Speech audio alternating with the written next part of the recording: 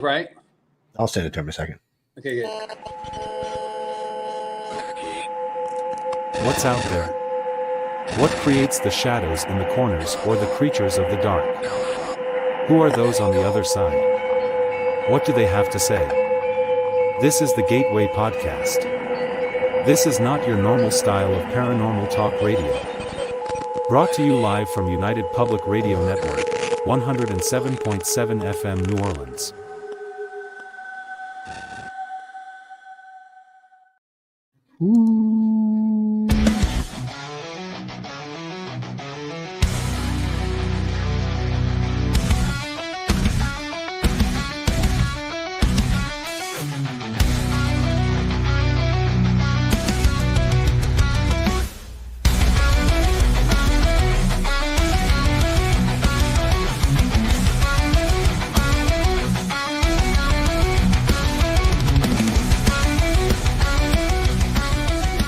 Welcome to Negotiating Happiness, the show that helps you find happiness, success, and balance in your work and life. I'm Adriana Fiestra, your host for this journey into entrepreneurship and personal growth. We're broadcasting live on 107.7 and 105.3 FM in New Orleans as part of the United Public Radio Network. We explore the latest strategies, insights, and stories from successful entrepreneurs and experts. From managing stress to building a thriving business, we've got you covered.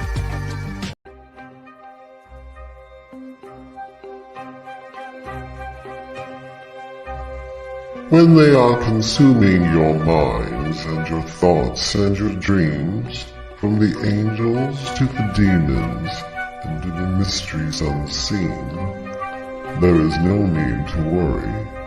There is no need for dread. It's just time to discuss the thing at the foot of the bed.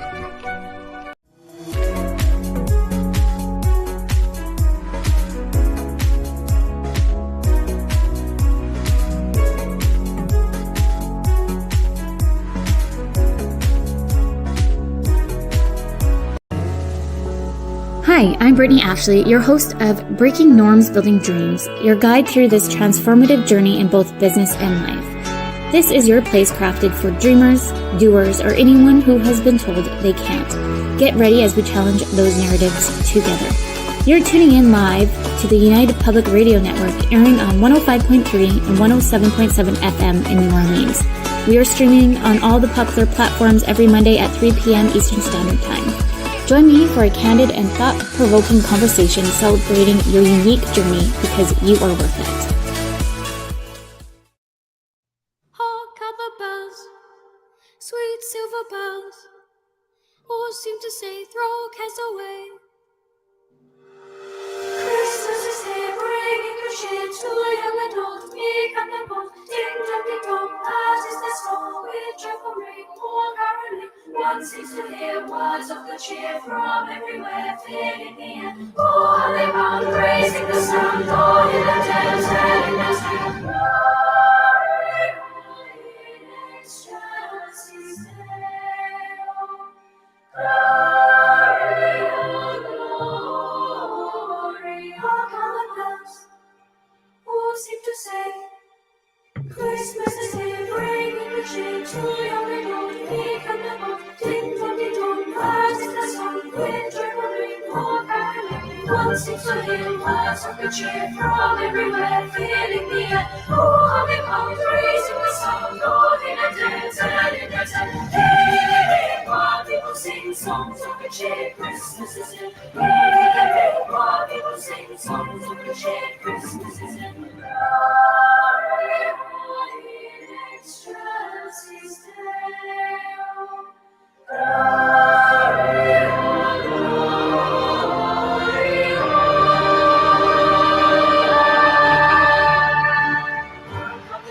all seem to say Christmas is here, bringing good cheer. One seems to hear words of good cheer from everywhere, filling the air. Oh, how they pound, raising the sound, all in a dance, telling their sound. Hey, hey, hey, while people sing songs of good cheer, Christmas is here. Hey, hey, hey, while people sing songs of good cheer, Christmas is here. Hark how the bells all seem to say Christmas Christmas is here, bringing good cheer. Once you to hear words of good cheer from everywhere, filling the air. Oh, honeymoon, raising the sound, blowing a dead telling the tale. Ringing the ring, walking to sing songs of good cheer. Christmas is here. Ringing the ring, walking to sing songs of good cheer. Christmas is here.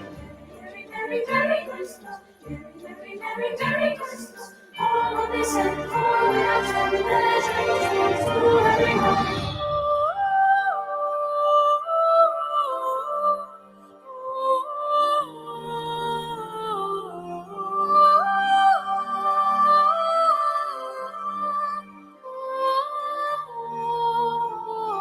Hark how the bells all seem to say,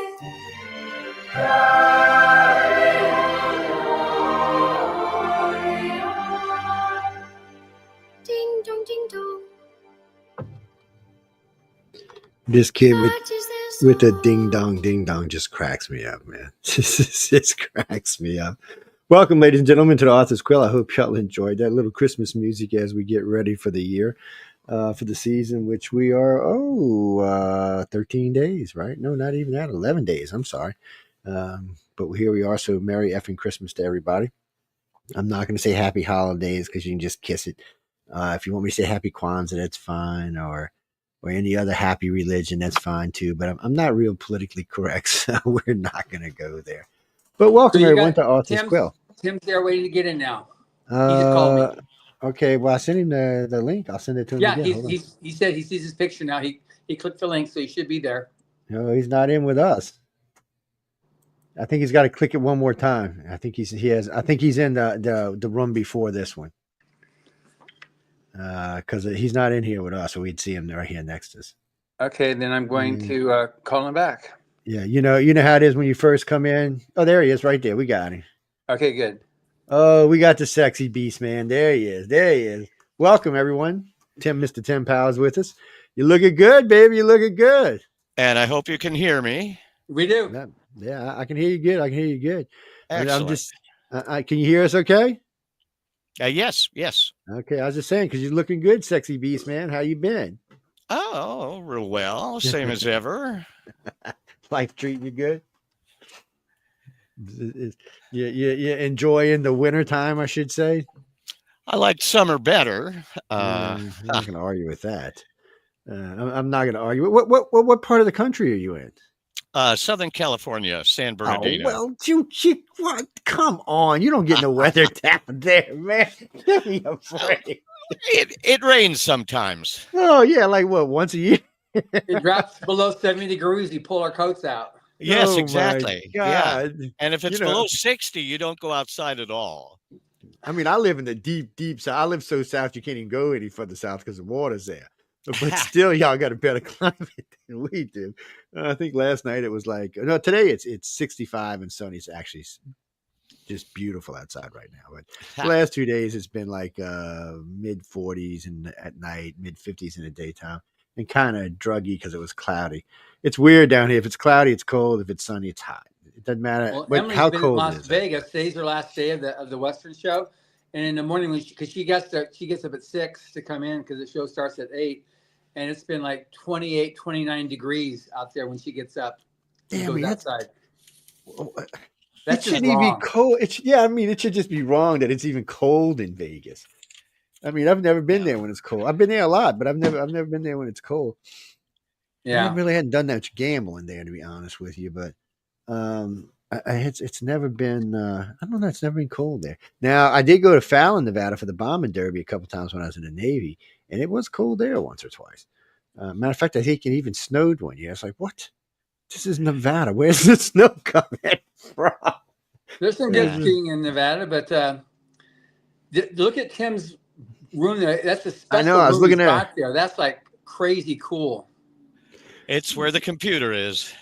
It's got every damn book and its mama in there, man. I should tilt the camera. There's a bridge overhead connecting the bookshelves on this wall with the bookshelves on that wall. Oh, shit. And if the bridge ever comes down, and of course the bridge has books on both sides all along. If it ever comes down, I think I'll be killed. Be Yeah. squished. Hey, well, if you got to go, that's for an author, that's not a bad way to go. Murder by books. I mean, Yeah. there's worse ways to go, man. So, you got anything new? What you working on? Anything? I know you're getting ready for writers, right? What we got, 4 months or something? Yeah. Right. Yeah. Yeah. Giving a lot of thought to how we'll handle that. Any possible improvements there might be. Oh man, you're one And of in my the mean, favorite instructors there, man. Teachers, whatever you want to call it. and yeah, in the meantime, I'm about 2/3 done with the current book, which takes place in Paris in the 20s, and of course involves supernatural stuff. But Oh, of that course, sounds interesting. Well, that's They yeah, they that always sounds interesting. always do. yeah. So when's it going to be done? Because maybe we can I can read a galley, an ARC of the thing, and we can talk about it as part of the release. I've been doing that more and more of late, with authors that have their books coming out, and we talk about it as part of the release program, because it's the Yeah, podcast now is up quite a bit. Yeah, it won't be anywhere close to out by the time of Writers of the Future. No, it's whenever it's going to be, whenever you're going to have it ready. Oh yeah. No, it'll be a separate thing. We just do it. We just do the interview, and that will time it so that the interview comes out when the book hits the shelves, and use that to help generate some more sales. Always a good idea. I think so. So your last book that came out, I haven't read that one yet. Unfortunately, because I read a book a week pretty much for just keeping up with the next podcast. Huh. I'm in the middle of 4 books right now, getting ready for podcast in the beginning of January. But what was that one about? It was about the Bronte sisters, Emily, Anne, and Charlotte, who, of course, wrote Wuthering Heights and Jane Eyre, and they lived very remotely out on the Yorkshire moors. And according to me, they got tangled up in lots of scary supernatural stuff. But of course, Stands to reason. It's definitely, you find those holes and you just fill them. Yeah. Nature abhors a vacuum, and you fill that vacuum pretty well. Yeah, and it always, I sort of approach it as a cold case detective. I think, what was really going on here? Yeah. And so I look at all the clues and I conclude what was really going on. And it turns out always to be something supernatural. Yeah. Who knew? Open that door, lift up that grate, remove that star in the Walk of Fame, and there you go. Yeah, happens all by itself. Yes. So are you guys staying home over the holidays, or are you going off anywhere? Pretty much home. We'll go to my sister's house for a big family thing with 6 of my 7 siblings and a million grandchildren and nieces and nephews and all that. It's always a very good time. Yes.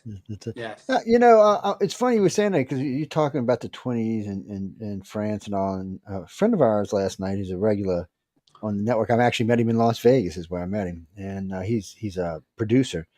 And he's got a movie coming out based in the 20s in France, paranormal-based movie with some scary, wicked stuff that went on back then. He's got the guy from Eddie and the Cruisers in it. And oh God, I can't remember his name. He's a fairly big actor. It sounds very interesting. So you reminded me when you said that, and it kind of, every now and then I see these synchronicities where I see people working similar areas, and usually when I see that, they're usually almost always really good when they come out. It's like the world. It's like something in the world says, I need something like this told or something. I don't know how to explain it. It's just weird. But I talked to so many authors and different artists and different people over the years. It kind of gets like an intuition. Of course, it's easy for you. We already know you're going to have a good book. So that's just a given. People like John and I don't think we could write between us, man. I think we'd have some issues. Even though John probably knows all the basics of it very well. And I've learned a lot listening to y'all, I got to say. But I think my biggest problem is, and always will be, my brain works faster than my little fat fingers. Aha. And I'll go back and proofread sometimes, and I'll have left out entire paragraphs. Yeah. It's going through my head, but for somehow or another, it never made it. So I said, "No, this isn't for me. I'm giving it up before I destroy some expensive equipment or something." Ha. Well, first drafts are supposed to be a mess. Well, and I notice authors, most of the authors I meet are fairly patient people. So that's got to help some. I mean, not all of them. I have met some that are kind of high strung, but for the most part, I find the illustrators quite a bit more high strung than the authors are. Authors seem to have a better, just how can I say this? I like a more even keeled movement in life. Like they're going from point A to point B to point C without all this extra turmoil. Not to say there's not some, but when you look at the illustrators, it's like a whirlwind or something. Yeah, I think you're right.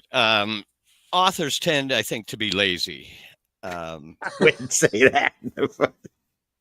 I remember Paul Anderson said that an author's family has to realize that he's working even when he's napping on the couch. Well, that's true. That's a good way of looking at it, because that's true. Your imagination's ongoing all the time. Well, I don't know if it's true, but it's useful to have people imagine it's true. Well, yeah, I mean, most of the authors I know, when I ask them how to get their ideas and stuff, I'll just be sitting there and bam, it's in my head, and then they start working on it. I'm like, what do you mean, bam, it's in your head? Or I'll see something like, oh, you know what? I can turn this and then off they go or something. It's. I wish I had that kind of imagination. I'm jealous of y'all, to be honest with you. Well, I was talking to Nedia Corfor, I don't know, it's been a year or two now, and we discussed that, just the whole idea of what she considers her creative time, her writing time isn't just the fingers on the keyboard. It's also when she's in there in the kitchen making lunch or dinner. She's like, things are percolating and just going around doing things. For her, it's easier for things to like a natural flow that she's able to then come up with the ideas that she does, because she's also in her special world of fantasy that she does. Have you read any of her stuff, Tim? No, she's too new. Yeah. So I said that. I'm not laughing. But it's amazing just what she does, because she's in the African futurism, so she's a whole fantasy world of fantasy there. But it's interesting. So I'll use this as a little bridge over here. I'm getting ready to interview Steve Smith, who's the publisher of Oasis Audio, and one of the audiobooks he sent me to listen to so I could hear it is one from McDonald. Jim McDonald, the fantasy author, the one from several hundred years ago? Oh, George MacDonald? It's a hymn, right, George? Yeah. He wrote Fantasties. Yeah, that's what I'm listening to right now, and it's amazing. Just I mean, his voice is just amazing. His storytelling and his language and the poetic prose that he uses as he's writing. He was great. He was amazing. Just I'm only about a couple hours into the story listening to it, but this is my first time reading / listening to one of his stories, and I'm just amazed at what a brilliant author he is. But then looking at how he inspired, so many other famous authors as a result, I was like, wow, now I understand. That's true. Yeah. C.S. Lewis, J.R.R. Tolkien, all kinds of people learned from him. Yeah. What's that, Carolyn? Mr. Tim Powers, yes. What do you mean? Why do you know his name? Because he's famous. That's why you know his name. He's the 2-time World Fantasy Award winner. He also wrote a book. Actually. Three. There we go. Mea culpa, mea maxima culpa. He also wrote a book that was used by Johnny Depp with his Pirates of the Caribbean on Stranger Tides. That was his book as well. It's see, without him, y'all wouldn't even have that. Y'all should be grateful. I know a lot of you weirdos in here, watch them kind of movies. So I'm just kidding. Right to John. No, right to John. Sorry. Yeah, that was a lot of fun. Very glad they did that. Yeah. Well, it sure turned into a whirlwind. That's for sure. It's and then we got to see Johnny Depp afterwards. He was just fun to watch all the way around, even in the movies and in personal life. He's just Yeah. fun to watch. Yeah, we got to chat with him briefly during the filming of that movie. Talked about Hunter Thompson and Fatty Arbuckle, as I recall. He's So definitely a what's he like character. what was he like in real life? Well, it was just brief, but he was very amiable, cheerful, friendly. It would have been nice to talk to him for more than, I don't know, 90 seconds, but yeah, he was great. Yeah, Yeah, I mean, imagine I've heard everybody stories around of him was going to hospitals dressed as Jack Sparrow, going in there and doing things for kids in the cancer wards and whatnot, and just Yeah. Well, he seems like he enjoys life. I mean, that's a plus. I mean, it's always good to enjoy your life, whatever it happens to be.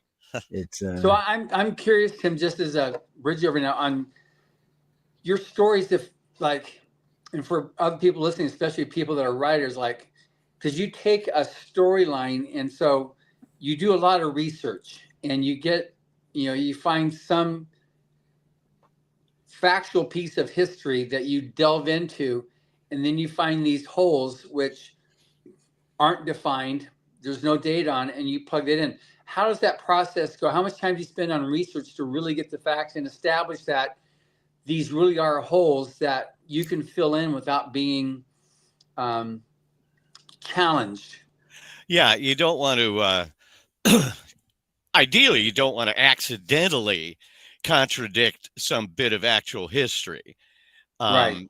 But what I do is I'll usually just in idle entertainment nonfiction reading, I'll stumble across some anomaly, something where a historical character did something that made no sense, completely counterproductive. And all the historians can say is, I don't know, maybe he was drunk. I don't know why he did that. And I'll tell myself, I'll bet I can figure out why he did it. History recorded what he did, but missed on the motivation. And if I find two or three things like that in one time and place, I'll think, you know what, maybe you could hang a plot on this. And then I get my plots from the research. I don't approach a story with like a plot in mind. I'll say, this looks like a fruitful time and place in history. Read up on it and discover what your plot is. So I look for things that are too cool not to use. And if I can find 20 or 30 things in a time and place and characters that are too cool not to use, then by definition, I've got 20 or 30 pieces of my eventual book. I just got to connect the dots. Right. I make it sound kind of automatic. No, but the problem you've got to do is like when you have history, and I've gone over this a few times on recent interviews I've been doing, is nonfiction doesn't have to make sense, doesn't have to be believable. It just has to be a factual sequence of events.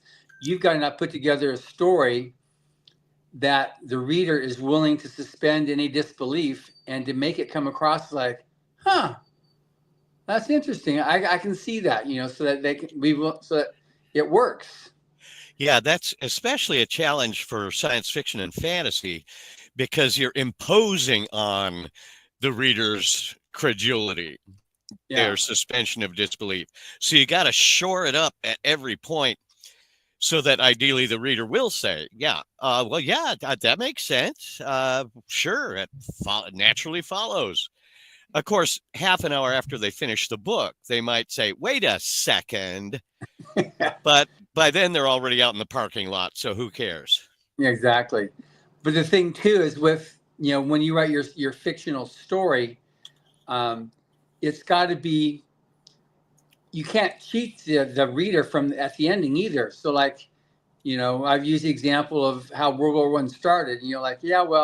Then, they botched the assassination attempt, but then they went and made a turn and they got lost, and then they got a flat tire, and the guy that was trying to assassinate him was in the a bar right by where the tire went flat. So he came out and saw that there was Prince Ferdinand and his wife, and he shot him. And there you started World War I. It's like, come on, that's a cheat to have that as the ending of the story.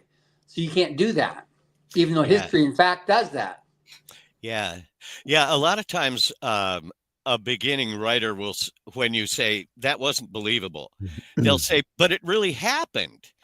And well, that's no excuse. Right. I mean, reality is no good as far as a story goes. Reality, I mean, that's why we want fiction, because reality is so full of stumbles and missteps and disappointments. Let's just be honest. Reality sucks. But anyway, go ahead. I'm sorry. I was rude. Go ahead. But it's true, and so, because I was talking to somebody about writing nonfiction, he said nonfiction is actually easier to write than fiction for that very reason. Yeah. It's constantly holding up something here for the reader to concentrate on while you slide something else in under the door. Yeah. I interviewed Mike Cole. Maybe you remember him from. Yeah.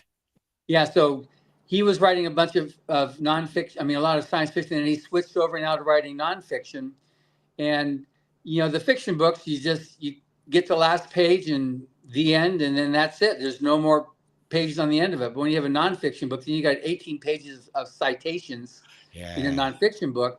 Yeah. And I asked him about that, and he said, it's a lot more. You've got to it does require that you go in and give some explanation of why did they do that? Because he did his most recent book that just released talked about the last knights in England, and they had muskets, but they also wore all the full armor, and they're the last ones to do that. And it's all, the whole book is written in just in a couple weeks period, and their whole thing was just in a big part of the book was just the last day, the last battle. And you could take that, but it's just, he just said it's, all the research, and for him it's important because it's it's the end of a whole era of England and the last of the knights, but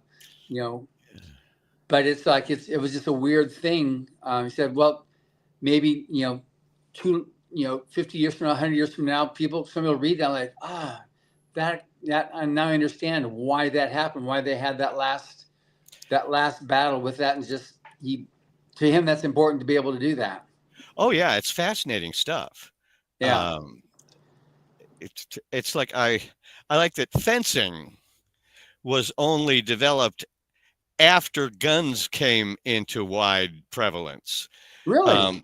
Yeah, because after guns were widely available, there was no point wearing armor anymore. And so you couldn't count on your armor to deflect the bad guy's sword. You had to use your own sword to block it. And so the whole practice of fencing developed, parrying, riposting, all of that. It's fascinating the way these historical developments occur. The invention of chimneys, the invention of stirrups, all these things just drastically changed the society. And you think, what, stirrups, chimneys? How's that? And then it's fascinating to have some expert explain it. Yeah, try having a house with a poorly built chimney that doesn't go up above the highest point of your roof, and you'll see the value of a chimney. Right. Yeah. You can see them figuring that out. You know what? Let's have it go a little bit above the roof there. We're making a mess. Yeah. Exactly. Let somebody not install a flute correctly. It won't matter what kind of chimney you got. Yes, we actually install them from time to time. It's people. It's the little thing that you open and close, so when it rains, it doesn't flood out your house. Yeah, somebody figured that out.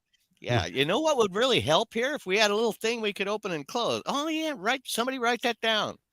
No, I had a lady call me one time because her house was just filling with smoke. I said, "Well, put the fire out, baby." She said, I'm trying, but it won't go out. I said, "Okay." I said, "Is there a guy around?" I said, "Because I don't want you sticking your hand." She said, "How hot is it?" She said, "Very." I said, "Well, you can't do it then." I said, you have to wait till it cools off. And then I had to go over there and show her. And I said, now, let me show you. I reached my hand up there and I pulled it. I said, now light your fire. And she was like, well, it's going up. I said, yes. I said, you didn't know this was here? I said, did you do a fire last year? She said, yeah. I said, did it smoke out your house? She said, I think once or twice we had to open the doors. I was like, I don't, there's no accounting for humans. I'm just saying there's some strange PC. They would make good books because they're, Yeah. I tell you what, Yeah, if you ever get stuck on paranormal stuff or weird stuff, the station manager on here, Michelle DeRoche, she's like one of the foremost experts. I hate to use the word expert, but she does a lot of TV because she's the one they call on to come analyze this or explain that or explain this. And she's been doing it for about 30, 35 years now. And she's really good. I call her the Elvira of Canada, which she hates because she's got, she's a redhead. If you've seen her, you know why I call her that. But she's a character, but she knows a whole hell of a lot about a whole hell of a lot. And before that, you know what she used to do? She ran an oil company for a living. And before that, you would like her because she was a Coca-Cola girl. Yeah, I should buy stock in Coca-Cola. I think Look, dude, I own stock. I drink. We drink a lot, not as much as I used to, but I still drink a lot. That's what's in that glass you see me lift up a little while ago was a Coke. Yeah, And they do sponsor 2 shows on our network, not this one, but 2 other shows on our network. Yep. Hooray for Coke. Yes, they. I keep trying to get them to sponsor this one. They're like, she said, Authors don't drink Coke. I'm like, really? I said, I said, okay, I'm not going to say anything. I'm just going to let it slide because Jimmy Reed is the guy we deal with over there. And he always tells me that. He goes, Authors don't drink Coke. They drink like Sprite and stuff and green tea. I said, dude, you're a crack, man. I'm telling you, I know one personally who drinks Coke. I said, come to think about it, every author I've met at Writers of the Future either drinks Coke or Pepsi. We don't want to say that P word, but or drinks Coke. I mean, I've seen them at the, at BarCon and eating and stuff. They had a Coke in their hand. I either have a tea or a Coke in my hand, depending on what kind of mood I'm in. John over there swigging beer and stuff, man. Black cherry, sparkling water. All right. He got some bourbon and they don't lie.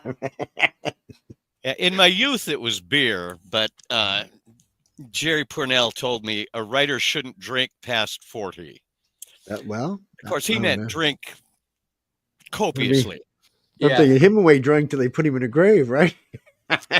That's what you want to avoid. Yes, and it's weird for me. I can drink like a fish because I'm from New Orleans, but I rarely do anymore. Since I was in I can't even remember when. It's been a long time. Like when I see them, I'll have, because when I see all of y'all, I can drink because I'm working press, so it's not the same as when I'm doing everything that I'm doing down here. And plus, everybody up there is nice and friendly and really good people. So I'm not really worried about somebody stealing something or robbing me or mugging me or anything, so I can relax. But, down here, it's a little different, especially when you're in the city of New Orleans, man. I'm not kidding. If you ever see me in the city of New Orleans, I'll be in jeans and a T-shirt usually because I'm doing work unless I'm business and I'll be dressed like this. Either way, you'll see my 9mm or my 45 actually on my hip. That's how bad carjacking and robbing people has become in the city. You're allowed to open carry? Oh yeah, we're allowed all throughout the Gulf South. Yeah, all down here you can open carry. Matter of fact, you can go in most businesses and restaurants unless they specifically ask you not to carry. And even then, you can force the issue. The only places they get mad is a bank or a casino, and you are allowed to. But you are allowed to wear it in the bank. I don't because I don't want to cause any trouble. But you are allowed. And schools, you're not supposed to. Casinos is a big no-no. I bet. They're a big no-no. And only one time I ever brought a gun in there was by accident. My wife was wearing my coat. Had a big down coat and had a little 25, like a cap gun looking thing. And it was in the pocket with it the entire time. And I reached in to hug her, and I'm like, son of a bleep, and we got to go out to the car. Because you get in big trouble down here if you get caught with a gun in a casino. That's like 5 years. But other than that, they don't care. You can carry anywhere you want. They just and you know what? Just a real quick story so we can move on.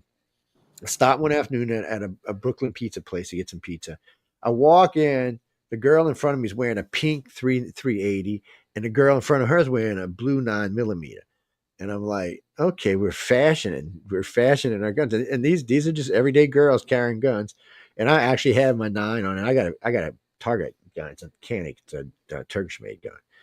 And this guy walks in, pulls out looked like I don't know, maybe a 357 and was going to rob the place. I turned around, look, both girls got their gun out. Excuse me? We think you should leave now. And I'm sitting there thinking, wow, it's like the OK Corral down here. But the guy turned around, hauled ass out the store. They caught him down the road a little ways, but I was like, okay, it's about the third time I've seen someone pull a gun and somebody else have a gun and say, oh no, this is not going to go down this way.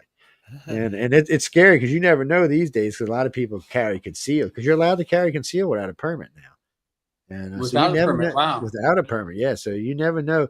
Yeah, they call it constitutional carry throughout the South, which means you don't have to have a permit to carry your gun. You have to be legal and abide all laws, but you can pretty much. Matter of fact, anytime I get stopped, if I'm wearing mine, I tell a cop, my gun's on my side. Would you like me to pull it out? Would you like me to get out the car? Or sometimes it's in my door, and I'll say, hey, look, like there's two in my car. I say, well, there's one here, one in the back. Just don't want you to panic if you see the damn things. Because the one cop I'm in the show one day, he goes, what kind of clip you got in there? I said, oh, it's a 31 round clip. He's like, 31 rounds? Were you going to war? It's like, it's legal down here. 31 rounds? 31 rounds. It came with a 21 round clip. That's what it came with, was 21. That sounds like you need a drum magazine. No, it's about the A-line. It's a double. It's the double mag, side by side, but it's only about that wide, about that tall. I'd show you. It's in one of the other rooms. It's around here somewhere. But it's man, I bought it because I like to target shoot, and it's instead of buying a Glock and spending $2,000 on making it where I could target shoot, a good friend of mine who wins a lot of awards said, look, this Turkish made gun, as long as you use a high load powder, is a great target pistol. It's got a 2.5 pound trigger on it. And by the way, the new guns don't come with safeties. What the hell is that about?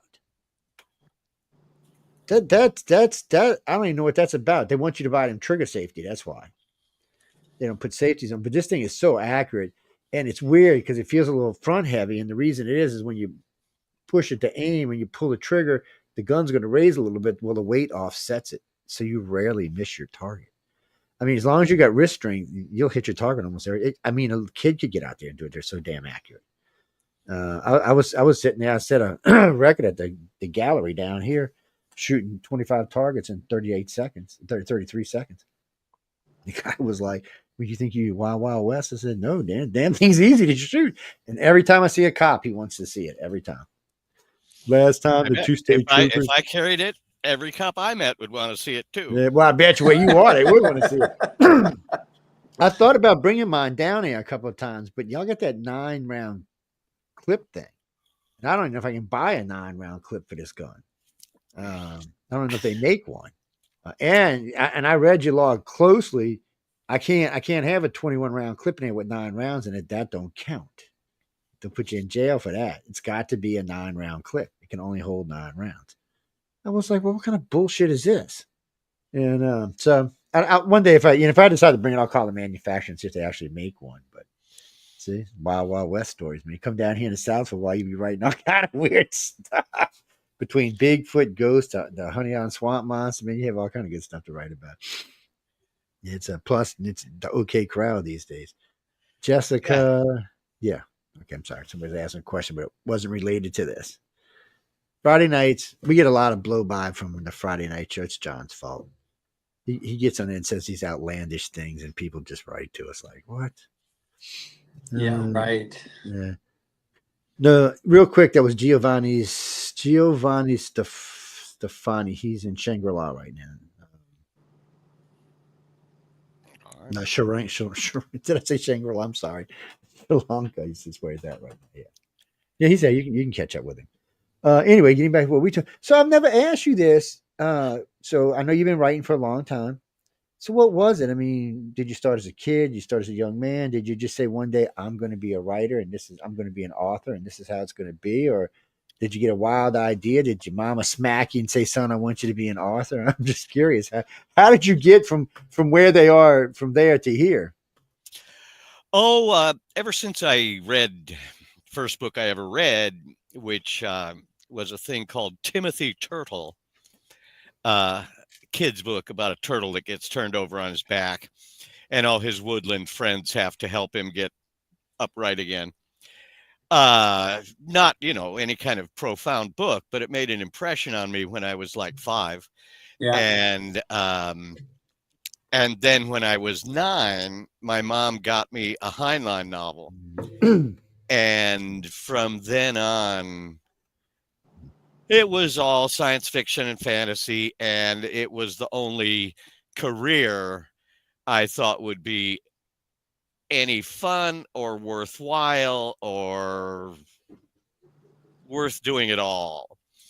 And so I started getting rejection slips from magazines, and then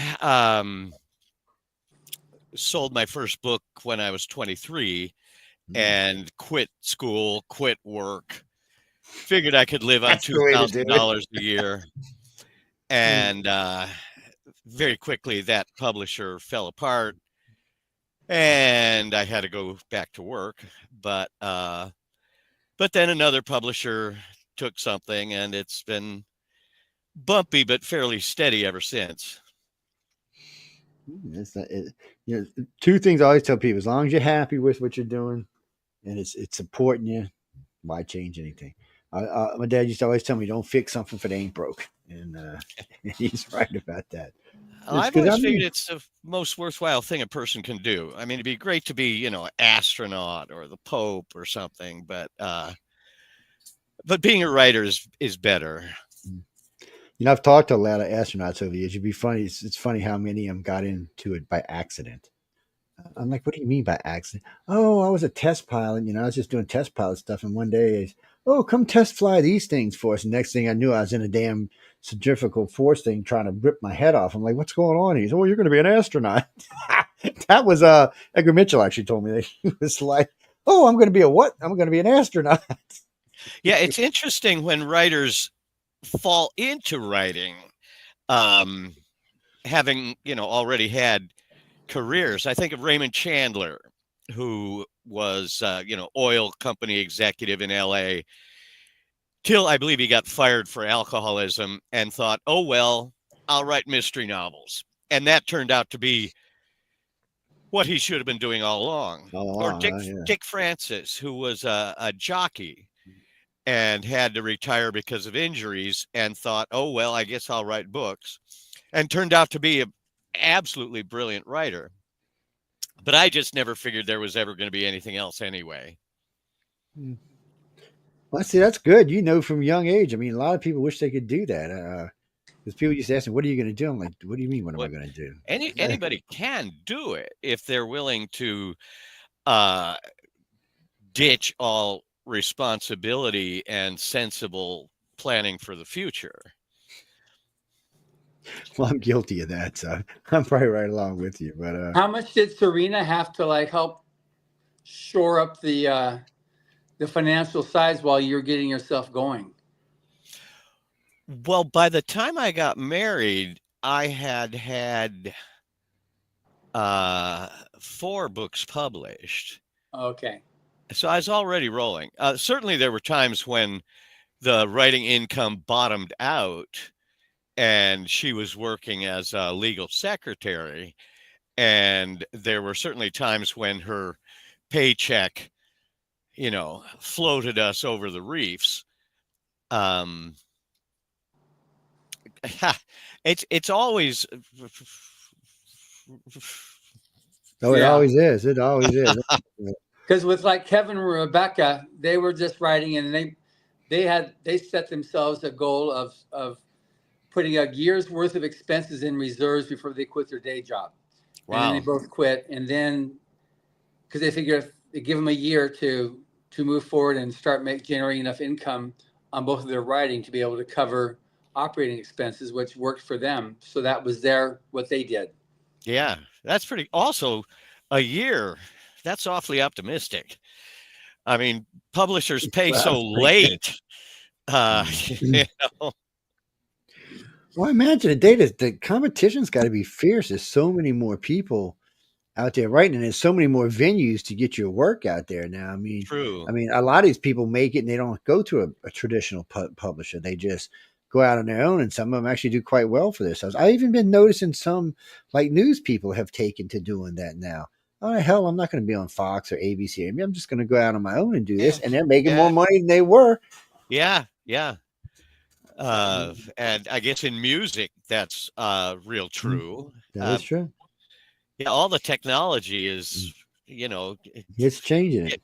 Yeah, go get it at Kmart. Then you got companies like Spotify and all of them who are promoting people. There's a lot of money in it now. It's definitely changing now. And Yeah. audio I just read books. this last week in Publishers Weekly how what's the name, the musician, she just finished the Eras tour, the singer. Taylor Swift. Yeah, Taylor Swift. She released a book on the Eras tour, and it was a featured Target book. She sold in 2 days. They sold 385,000 copies, and because it wasn't, because Target isn't listed with BookScan, it didn't count on any bestseller list. But her book sold more than all the top however many on the bestseller list combined. But so things are definitely changing the whole, landscape of book sales. You've got your traditional, which is what your favorite form of publishing is, Tim. But there's these other things too that are equally as viable ways to do that. Yeah. I do, being an old guy, prefer to go with the traditional publishers. Well, they probably got the more money too. Not necessarily, but it's who knows? I mean, you hear about people like Andy Weir, and you think, but my main reason for it is I just want to write the book. I want to sit right here and write a book and then send it off as an email attachment to a publisher and start thinking about the next book. I don't really want to develop a sort of side career as publicist, PR man, generating, Twitter presence, Snapchat, etc. It strikes me that almost becomes a second career. And when I've heard writers talk about all the promotion activities that they consider necessary, I think, well, you're so good at that, you should have some writer hire you. But yeah, I always take solace from something Eric Flint once said. He said, the best way to promote a book you've written is to write another book. And I think, okay, good. I like that. That's what I'm going to do. Yeah. It was funny, just at the beginning of the workshops, for the winners, we got you and Jody up there. And Jody is she's a total proponent for going out there, and she's a guest of honor. She does the panels. She does the whole convention routine. And she says, well, the value of this is this. And then you get up there and you go, well, I'm not really into that. My job as a writer to write the book, and somebody else who gets paid, they can go do that too. And and that's one of the things that the winners love, is that it's not a thing like, hey, this is how you do it. It's like, right, there's all these different options you can take, and you can pick and choose. It's an a la carte activity with writers of the future, that what works for you. And maybe you say, oh, I want this now. And then in a couple of years, okay, I'll switch. And now I got this other thing. Like Dean Wesley Smith is totally all about indie and self-publishing. And he just sees that, traditional. But I think that's one of the things that makes y'all, I think that's one of the things that give Writers of the Future more credibility to because, when the very first thing I ever wrote about y'all was the first year I was there, Todd McCaffrey and Dean were going back and forth like two women who had been slapping each other for 30 years or something. It was hilariously funny, but they had distinctively different views. And I was watching the winners while it was going on, because, I was sitting there videotaping and taking pictures. And I noticed they were eating it up. I mean, and it's two distinct, and it's whatever works best for you. I mean, sometimes this idea might be more suited to your personality and the way you do things. Because, I like to procrastinate sometimes. So I need some things that help me with that. It was just great. And then I watched you and Jody. I mean, it's just really, personally to me, and I do talk about y'all a lot, I do think it adds a good bit of credibility for the simple fact that you're not cookie cuttering it. Oh, yeah. In fact, as you say, a lot of the value of the Writers of the Future week is that they hear from me and Jody Lynn and Rob Sawyer and Dean Smith and a half dozen others. And all of our guns, as it were, are aimed in the same quarter of the compass, because we all have in common wanting big audience. Every writer wants the maximum possible audience. Yes. But we're not aimed exactly the same. I'll contradict something. Rob Sawyer will contradict me happily, cheerfully. And the winners can say, that bit of Rob Sawyer's advice suits me. That bit of Powers' advice, that's the only bit of Powers' advice I like, but that bit suits me. And so they can kind of, like a buffet, kind of choose the advice that strikes them as compatible, as opposed to what you could imagine, which would be one writer giving one way of doing it, which would kind of freeze out probably all of them. Yeah.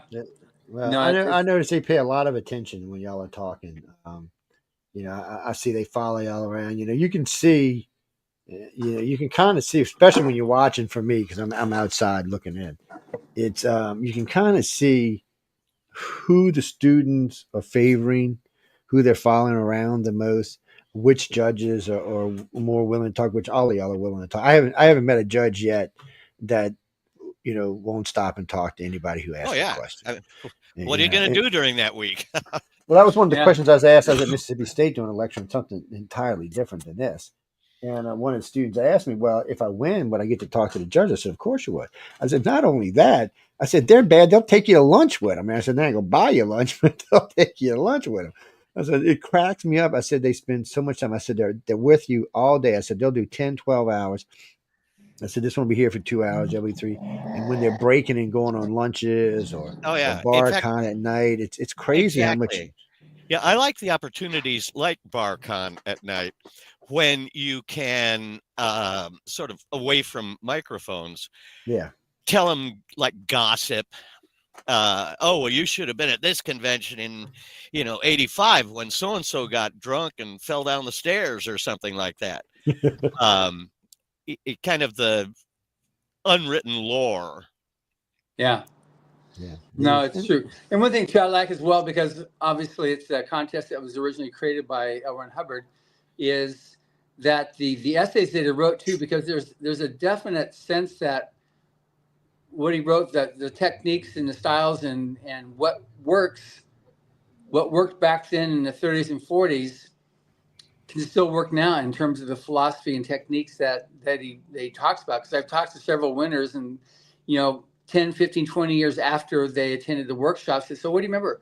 Well, I remember the one about, on working out, how to making the money and working out, this like, you're the one that's the breadwinner. So you're going to set the schedule of when you're going to write, and everybody else works around that because you're the one that's making it's your storytelling. So that's paying for their house over their head. Or when he went through and analyzed all of his different genres that he wrote in, because he wrote Westerns, mystery, adventure, science fiction, fantasy, romance, and he worked out the word counts and the sales rate and price per word. And then he'd work out, okay, well, there was an apparency that this genre was better, but I had to write a lot more to be able to get the sales. So actually this one, because I had to take less time to write the stories, and so this is actually better for me. And so several people started doing their own spreadsheets to work out what's the best way for them to move forward in a living.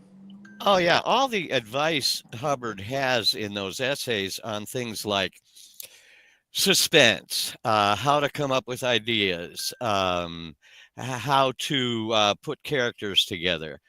That stuff's timeless. I mean, Yeah. Homer or Shakespeare would have had the same principles. Yeah. And all that changes, and it changes very rapidly, is the technological opportunities. What the best technological advice is today would have looked primitive 10 years ago.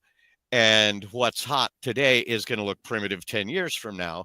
But character, plot, description, suspense, those are always going to be necessary and effective and vital.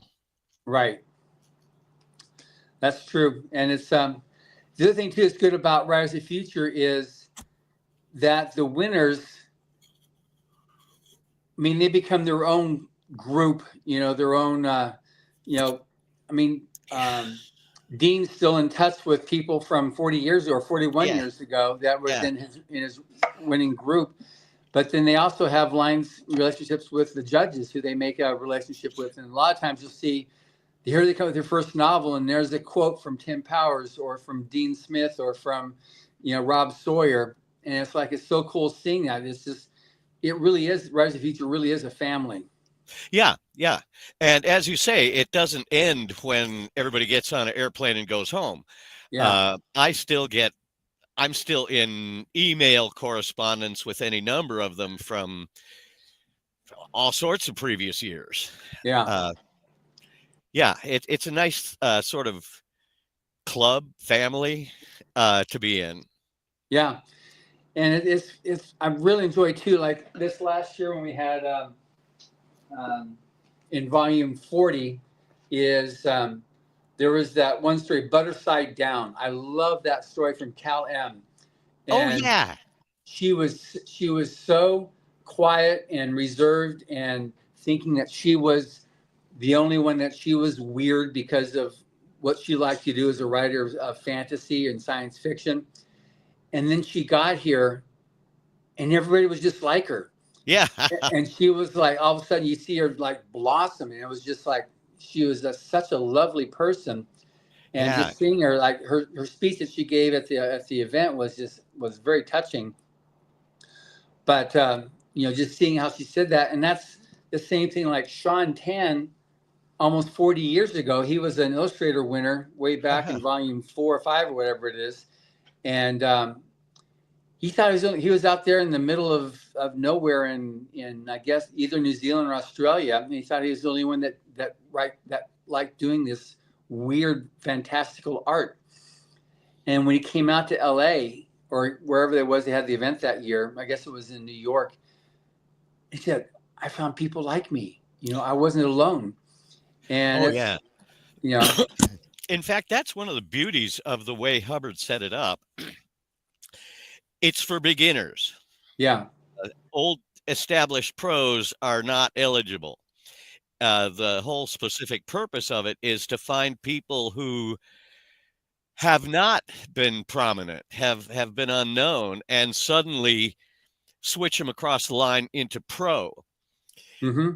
And I've thought that has been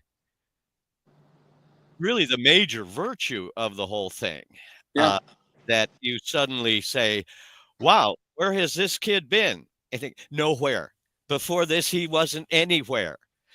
I think what a great thing to have a market exclusively for people who have not yet arrived. Yeah, and so many of the people that are major players now in the genre are either honorable mentions, finalists, or winners. You mentioned Eric Flint. He was a winner. He said, I totally owe my success in my career to winning Rise of the Future. We had Dave Wolverton. He was a winner in volume 3. But any number.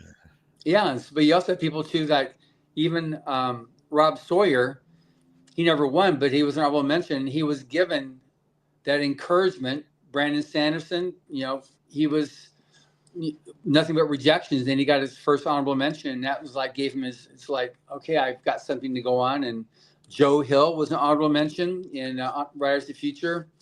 So you got so many people that had their toes in the water and got that initial recognition, from this contest, and they've gone on, and it's I see it more and more coming up where about once every week or two, I'll see a press release where someone with their first, novel being published and I won honorable mention. It's no longer honorable mention isn't a reject. It was a level of win. I won honorable mention in Writers of the Future, and they'll put that in their press release. So it's true, and your name gets taken out of a slush pile because you're in the top 10% if you get an honorable mention. It's known. And of course, this discovery of new writers would be valuable at any time. It would have been valuable in the 50s. But now, with such a flood of new writers coming along, like a stampede, and people are independently publishing, I think new writers especially need something like the contest that can lift them out of the flood and make them visible. I think it's like, I forget the number right now. It's like 3 or 4 million new books a year are written. It's just, that's just crazy. That's mind boggling. That's that much there that gets done. So you're right. How do you get yourself that attention and that notice? And obviously winning, being published in Rise of the Future is one of the highest honors you can get, at least in the genre of science fiction and fantasy. But now that they use it, I was a finalist, honorable mention, also lifts you out of that flood of just, some of the stuff is just really, some of the stuff is tripe, but how can you tell? All you need is a good title. Well, this could be pretty good. I think probably if you add in all the self-published Kindle things, probably most of it is tripe. Yeah. And how do you tell which ones are going to glow in the dark? I'm glad I came along when I did. Back. Well, so am I, but still, because you came along also later too. But yeah, we're definitely all the better because you did come along when you did. Yeah, it is good to have something that makes you stand out, be visible. And honorable mention winner, grand prize winner, all of those serve that function. Yeah. So speaking of traditional versus indie, do we have Dean? Is he there in the waiting room there? No, I haven't seen him yet. Did you send him the link? I did twice, yeah. Yeah. I sent him two at 5 minutes till, and then I sent it to him a few minutes ago. Yeah. I would love to co-teach with Dean, because that I would love. I might pay money for that one. Yeah, because we disagree on just about everything, but we get along real well. We happily contradict each other. Yeah, we'd have to video record that one. That would be worth it. It would just be too much. Yeah. I'd definitely be there for that. It's very valuable to have that contrast, because I think a rational member of the audience would say, okay, Dean Smith is a little crazy over here. Powers is a little crazy over there. Let's take their more rational positions and see if we can't follow those. Yeah. It's it would be fun. It would definitely be fun. Yeah. And they would definitely learn stuff. I no doubt about that part. They would definitely. I would learn stuff. It's Jeffrey Dean's got a lot of books. He's a prolific writer, and he's a self-publisher. Yes, yeah, and he's an ornery SOB, man. And very funny. Always a lot of great stories.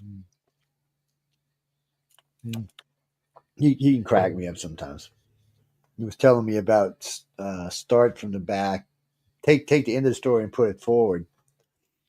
Because we were talking about what advice should we be giving to people. Because I get asked a lot when I'm doing lectures. For some reason now, anytime I lecture anywhere, even if it's on radio, someone's always got to call in and ask me about Writers of the Future. And I asked him, and he said, well, just tell them, if they want to try to win, you got to get the judge's attention. You can't just start off with this meandering bullshit for the first 3 pages, because it's never going to make it to Jody. I know it. Which means it's never going to make it to y'all. And yeah. That's always. That's no, always... Christopher, it's Blind Judge. Oh, I know for a fact it is. I've personally been there. I've watched the whole procedure from start to finish. I can tell you it's on the up and up. I haven't seen any funny monkey business anywhere. No, that's why I went down there, because poor John, I abused him for like a year and a half.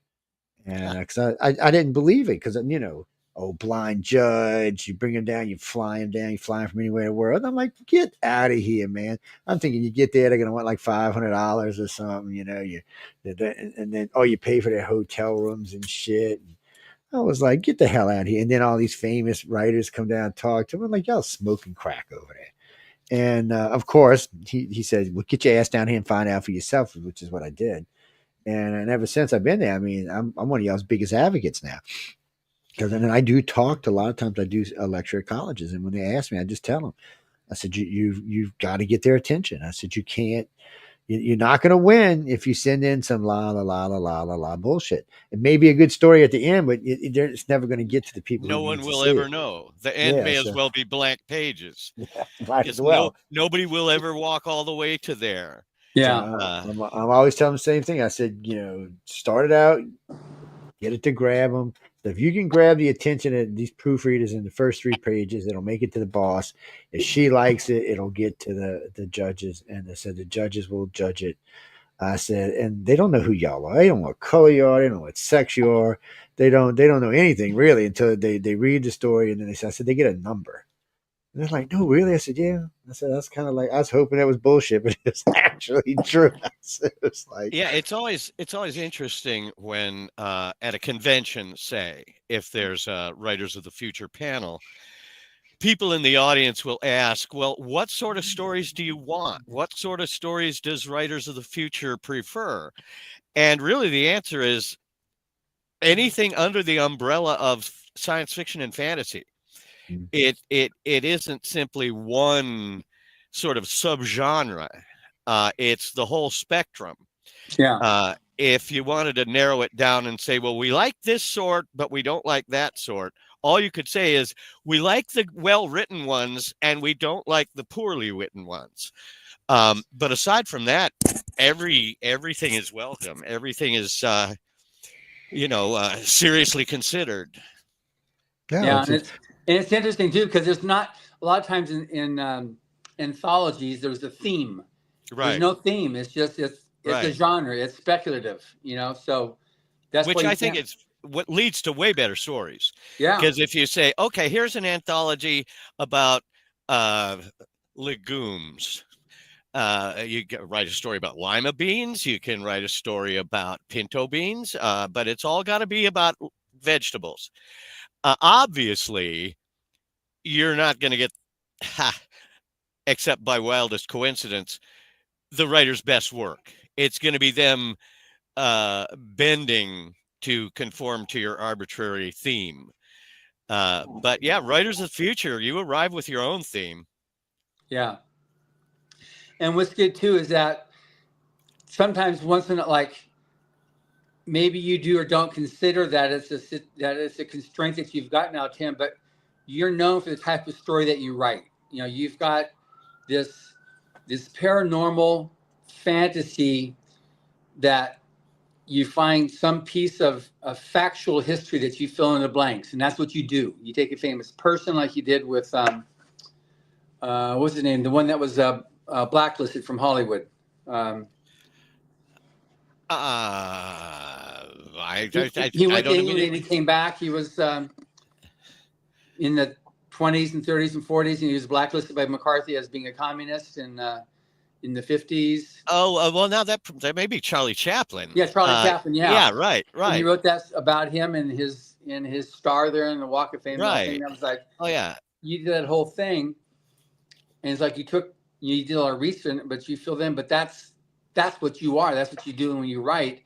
So you're kind of like that's what people will expect. At least that's what I expect when I read one of your books. Whatever time period it is, you're going to take something that happened for real and you're going to fill in the holes with something that you say is plausible, but it's always paranormal.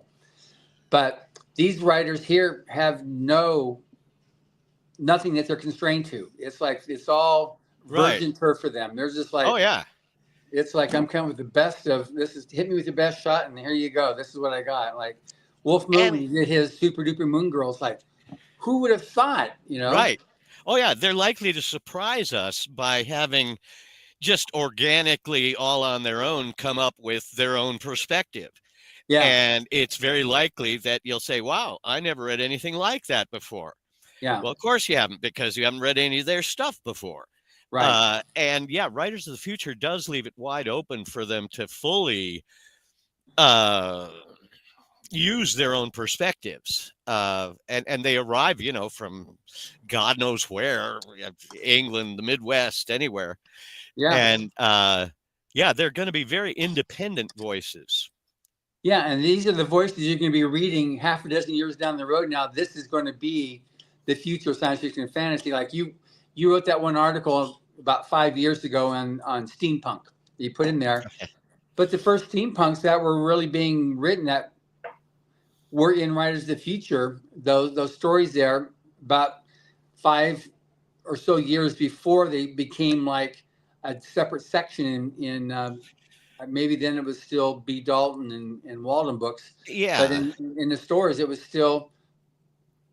Writers of the Future that had it going there first before it became a major genre or subgenre.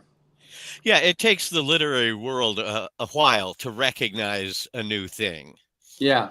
Uploading your consciousness in an AI was like 20, 30 years ago was being done with Writers of the Future before it became, however many years later, it became like, oh yeah, that's old school. Everybody knows about that. Well, not when it started with Writers of the Future.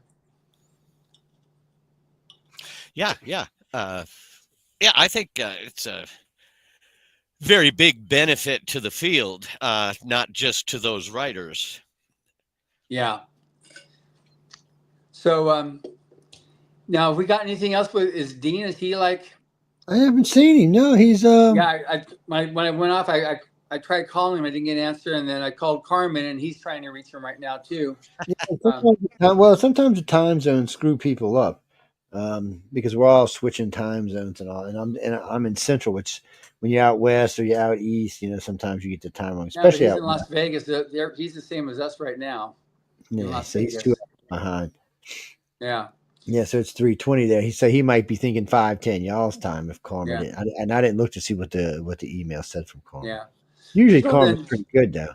Yeah. So then, Tim, with respect to like somebody who wants to get a break in or get going on writing, what would be some of like the rudimentary tips? I mean, you're obviously have been talking about Writers of the Future, but different people say like, well, you got to start and you got to finish what you start and send it out like the yeah. Well, I would also say it's a big help if you are widely read.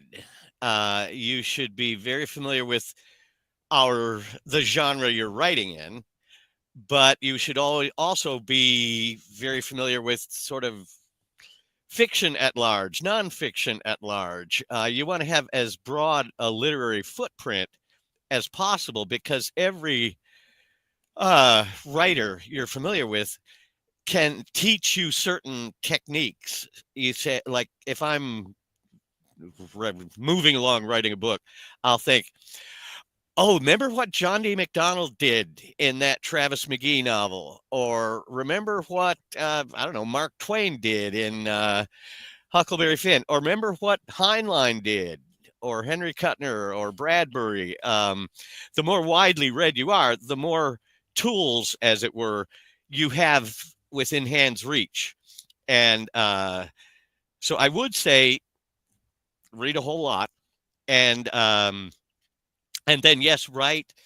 And one thing I had to learn when I was in college is, yes, write regularly, write every day, or at least, every week, but keep writing the same story. I always, in college, I'd get in the mood, and at night I would sit down and I'd write chapter 1, and I'd write 3 or 4 pages and think, good work, put it away. And the next night I'd be in the mood again, and I'd write on a piece of fresh paper, chapter 1. And so I wound up with a whole lot of chapter 1s that never got past the 3rd page. And eventually I thought, you know what? Why don't you, when you're in the mood to write, continue one of those beginnings and then do it again until maybe you actually get to an ending.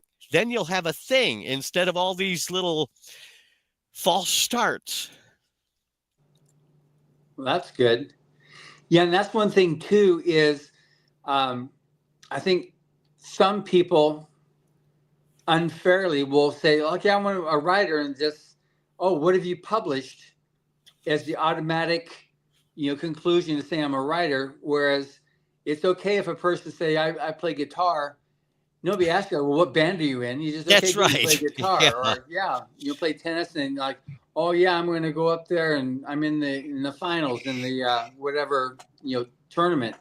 You got to give yourself a learning curve there to write. You've got to be able to just be willing to throw away some of the stuff as just being, bad. Oh, I don't know how y'all do it. It irritates me. Yeah, I'll sit down. So this is what's funny. This I don't know what this is, but this is what's funny. I always tell John I'm translating Elron when I'm in LA. Because I can sit down in LA like 2:00 in the morning in front of a computer and write like 8, 10, 12,000 words. Just like I'm in a zone or somewhere zoned out. Now, of course, when I go back and read it, I've missed all kind of stuff that I'd have to go back and change or add. And thank God for spell correct and grammar correct and every other damn thing. But it's not that so much as I leave out pieces somehow. I leave out pieces of the story, which is irritating because I got to go back and read, and then I got to go back and find it in my damn head so I can put it back on the damn paper. I don't know how y'all do it without just getting just frustrated beyond belief. I had done over there 4 years with them doing that. It was, plus what I did, it was around 60,000 words. You know what I did with it? Delete. I said adios amigos, man. I said I was so mad when I read through it. I had to hit delete. I was going to throw my $5,000 computer out of the window somewhere, so I didn't want to do that. Well, it's like I said, you have to expect first draft, first approximation, first assembly to be pretty bad. I mean, I'll reread, you write, I don't know, 40 pages or so, and then I reread it and I think, Lord, this is really stupid. My first drafts read like people in street clothes standing on a bare stage holding like scripts and looking at tape marks on the floor. And I think it's first draft. It's okay. Go through it again and you'll find the dialogue gets more spontaneous sounding. They got correct clothing on. There's real liquor in the drinks. I look at first draft as kind of a pile of bricks and lumber dumped in my yard, and I'm then free to assemble it. I can understand that analogy because I actually do that. So. And of course, a lot of it you throw out. You think, well, that's I don't know why I ever ordered this. This is no good. I just taught a guy yesterday how to build a brick barbecue place in your backyard. He's all in heaven with himself now, man. And sometimes too, I know that people will write, and then what Jody or one of the other judges will say, look at, well, your story actually begins here on page 40 or page 60 or in chapter 5. That's when your story actually starts. Yes. That's I think Hemingway said any story could be improved by throwing away the first 2 or 3 pages and letting the next complete sentence be the first sentence of the story. That's real good advice. I mean, I like to think I'm aware of it now and that I mentally throw away that useless first chapter before I actually start. But it's a very valuable point. Yeah. And you also need to, sometimes you need to, I mean, I've talked to some authors too, that they will write a whole lot in a lot of exposition and a lot of dialogue and stuff, before they finally get that persona down, then they can lose that stuff because now they have the essence of that person, and they can say the few things they need to say that conveys that character, that you know who they are without having to say that they were this, that, the other thing, 6'1", and they had 250 and all these different things about them. You just, the way they act or the way they move, you automatically know they're 6'1", 240 pounds, this, that, and the other thing, just by what you're now saying about them. But you need to create that in order to be able to delete it and just know that these actions are that person. Yeah, it's like scaffolding when you're putting up a building. You need it, but when the building's done, you realize you don't need the scaffolding anymore. Right. Yeah, it's some of the writers of the future, fellow judges would disagree with me, but I would say it's not something you want to pursue if you're in a big hurry. It's like somebody say, you hear of lawyers and doctors who quit their practice and say, I've written a book. Now I will make heaps of money, and it better happen before June. And you think, well, no, it doesn't happen fast, man. Yeah. Well, that's that whole conference that happened. I don't know if it's still going in, the 20 books to 50K. You need to build up, because also if somebody finds a book of yours and they like it, a lot of readers now, the people that are definitely the big readers, the whales, what else has he written? And then once they like you as an author, you know, they find this book from Tim Powers. Okay, good. Now I'm going to read everything from Tim Powers. And so now that one new reader is going to buy your past 20 books. That's a big part of how you're able to make bank with your career as an author. And thank God for that reader. I admire that reader's industry. But it's easy to do that too now with the Kindle. Yeah. And of course, these days, the traditional publishers that I favor, they also do ebook versions. Yeah. And I've sometimes found, looking at a royalty statement, that I'm actually making more money off my ebook versions than my paper versions. Yeah. Which you think, well, okay, hooray, good. Not going to turn it down. Although I always think, well, it's supposed to look like a book. Yeah, but the thing is, like right now, okay, I've got this book here, but this is volume 40, and so that implicitly suggests that there's 39 copies before this that you're not going to find in a bookstore. So now that you can find it, you know, you can go to Kindle and find these things here. Then you can actually go back and, you know, you can get On Stranger Tides that'll probably be found in bookstores because of the tie-in with the movie. But you got other books of yours that Barnes and Noble is not going to carry, or that that Books A Million won't carry, or other chains. Sure. But Kindle can carry it because. Yeah, it's infinite.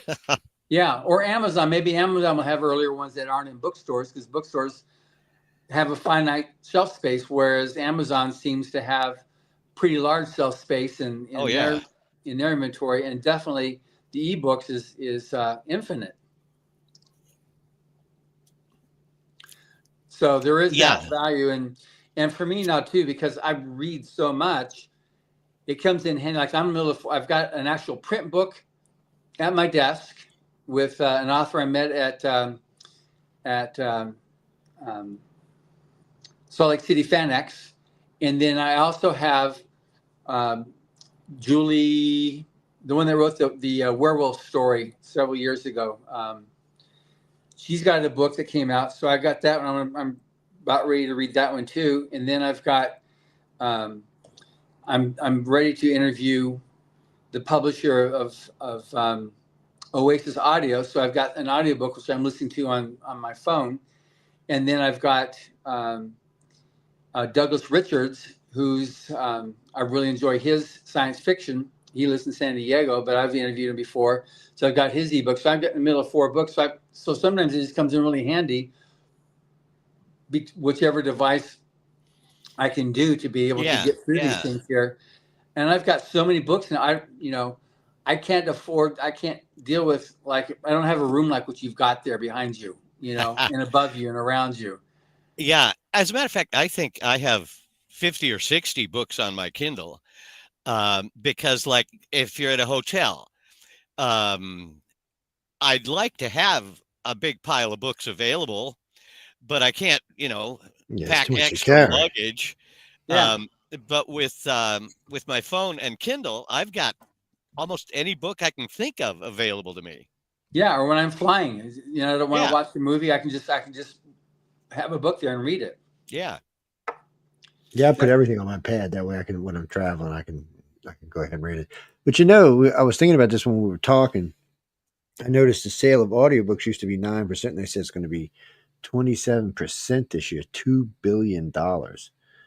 It's growing fast. Well, audiobooks is what saved the publishing industry during the pandemic. Oh, yeah.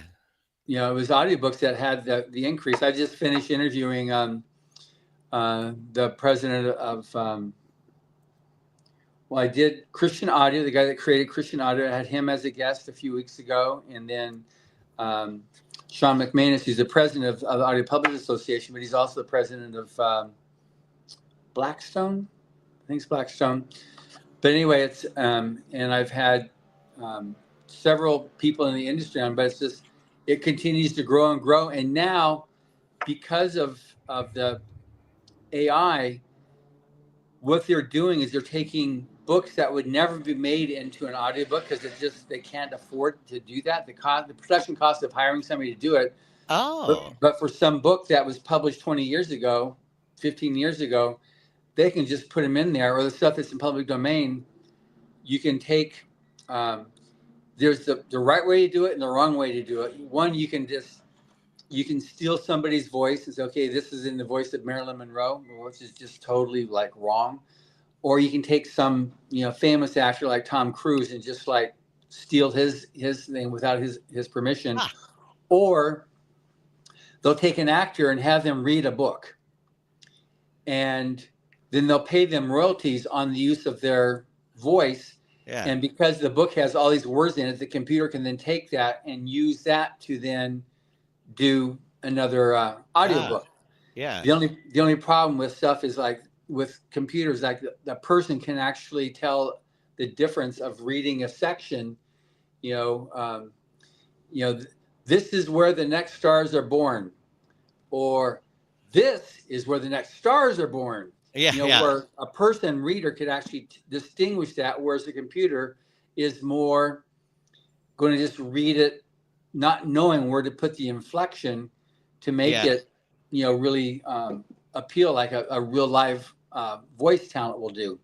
So it's not there yet, but the older books that would never otherwise have an opportunity to be made into an audiobook can enjoy that, little bit of sunshine on their existence.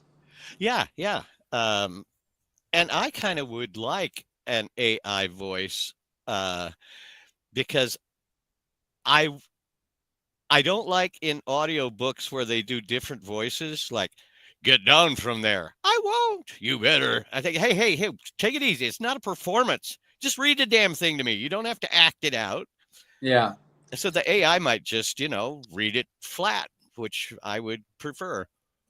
Yeah. Well, I mean, the stories that we do, maybe you've heard, maybe you haven't heard, the audiobooks that we do are all radio theater. So that's which is a whole format. That's a whole different thing there, because then we have, if it requires an old man, we have an old man doing it. If we have a young man, we have a young man. If we have, and you'll have sound effects. Lots of sound effects, and they're authentic sound effects. And if we have a 10-year-old boy, we have Nancy Cartwright, who's the voice of Bart Simpson. Yes, right. Well, as you say, it's a radio drama. Yeah, that's a different form. Yeah, that's a totally different form. I'm going to have to be signing off before too long here. Yeah, we'll let you get John and I can wrap it up, but it's because it's always great having you on. I mean, you're a wealth. That was awesome. It was so much appreciated having this much time talking with you, Tim. Oh, it's always fun, As a matter of fact, I keep thinking we got to drive up to Hollywood and hang out with you people a bit. Well, that'd be good. Next time you come in this way, let me know. We can go have lunch at what's your favorite restaurant there? It's Musso and Frank's. Yeah, Musso and Frank's. We can go have lunch or dinner there. Yeah, all right. Yeah, I'd like to do that. Okay, well, gentlemen, it's been fun. Thank you very much. And Yeah, thanks for coming and hanging you out with say us. hello to your beautiful wife for me too, please. I sure will. Talk to y'all later. Okay, bye-bye, Bye-bye. Tim. Okay, Well- where were we at? Well, I don't know what happened to Dean. I guess he's on vacation somewhere. You know, his old lady might have smacked him missed the around time too. zone. So. Yeah, sometimes this happened to me before, and says, "Oh, I'm so sorry. I thought it was, you know." Yeah, I'll have to bring you one of them watches next time I see him that shows you what time zone. What time, it's got all the time zone times on it. Yeah. A friend of mine got one. It's one of them special watches. He goes, now I always know what time zone. Somebody said, because he does a lot of guesting, and he was constantly missing shows. I'm like, dude, just write it on your computer, write it on a pad. This always translate your time into when you see a thing, you always translate it so you know. Because a lot of people just write down. I notice especially people overseas, they'll just write down the time and not think about that it's 8 hours, or 8 hours difference, or 6 hours difference, or 10 hours difference. So they're waiting on a call that ain't going to happen for 10 hours. And I'll get these messages or phone calls. I'm like, no, it's showing for like 8 hours. What are you texting me for? Yeah. There's an app that I downloaded where I can just download all the different time zones. And so then, automatically, if I say, okay, if I'm going to, where do I need to schedule to be able to have them when they're going to be awake, or when they need to schedule for when I'm awake? And I can put in, half a dozen different time zones, different cities, and it puts in the time zone exactly, it moves around so I can just see what time it is there when it's the time I do it I think I know about a half of them by heart. The ones I use the most, I know like when somebody asked me about Sydney, well, Sydney's actually a day ahead of us. If it's 12 o'clock here, maybe 12 o'clock lunchtime there, the next day, not the same day. So they're always ahead of us. Yeah, they're day ahead. And they can be anywhere from 16 to 20 hours. I did something in South Africa, and then, okay, what time is it there? And then I do something in London. Then I got something in Paris. Then I do something in the Middle East. And I'll get confused.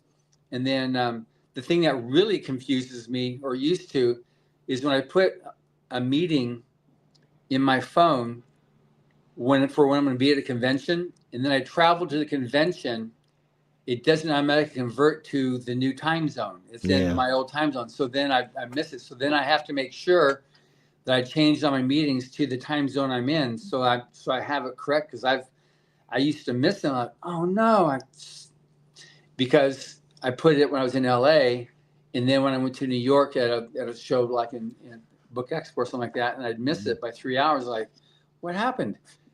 And then it was because it didn't automatically transfer the meeting time to the new time zone. It still kept it in Pacific instead of switching to Eastern. So I had to manually go through and switch it, which I can do now. Or when meetings set up in Frankfurt, Germany, when I go for Frankfurt Book Fair, I got to make sure when I schedule it, I put it in Frankfurt time when I schedule a meeting. So it looks odd for LA, but then when I get to Frankfurt, then it's the correct time. So that's something that took me a while to learn that. Yeah, well, my software, my computer converts it automatically for me. But I know, like I said, more than half of them because I've used them so much.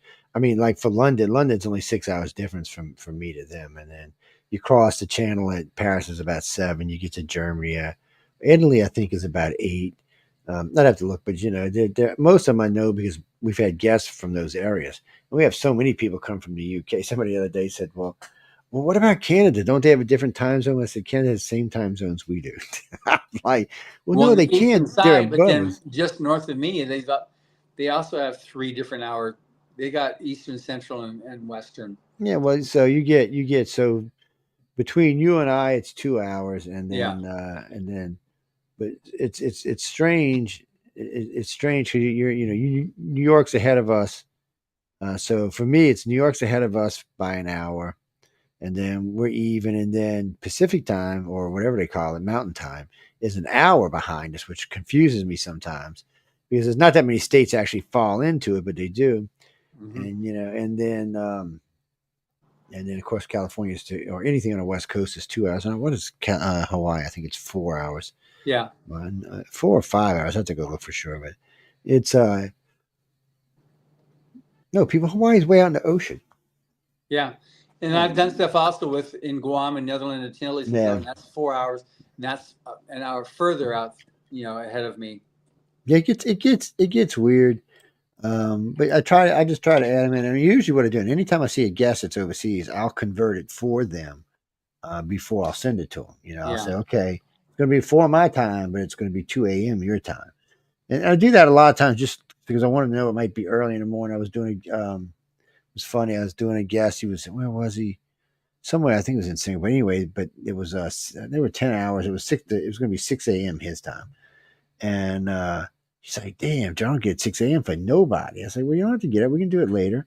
I said, we can do a pre-record. He said, oh, no, I want to do it live. I said, well, then your ass has got to be up at 6 a.m. You want to do it live. Because that's when the live audience is. And yeah. But then it gets confusing, too, because you got places like Arizona and Nevada, which don't change the time zone. So then when you change which is it seems so unnecessary these days to have that time zone change, but it still happens. Then sometimes I'm the same time as Arizona, and sometimes it's an hour difference, or Las Vegas in Nevada, and it just gets So for me, it's either an hour behind or 2 hours behind. Yeah, and I got friends out there, and sometimes I forget. It changes. Yeah, exactly. And really and truly, they need to fix that. Yeah, well, but I don't know. I listened to Congress argue about this just recently because it had passed in one house a couple of years ago, but didn't pass in the other house. Well, Ben Franklin was one of the ones that originally thought of that idea. Well, I understand. There's a couple of reasons why. I mean, one, it's great for harvesting stuff, so different times of year you get more daylight. But so the argument I've been listening to is which one are we going to keep?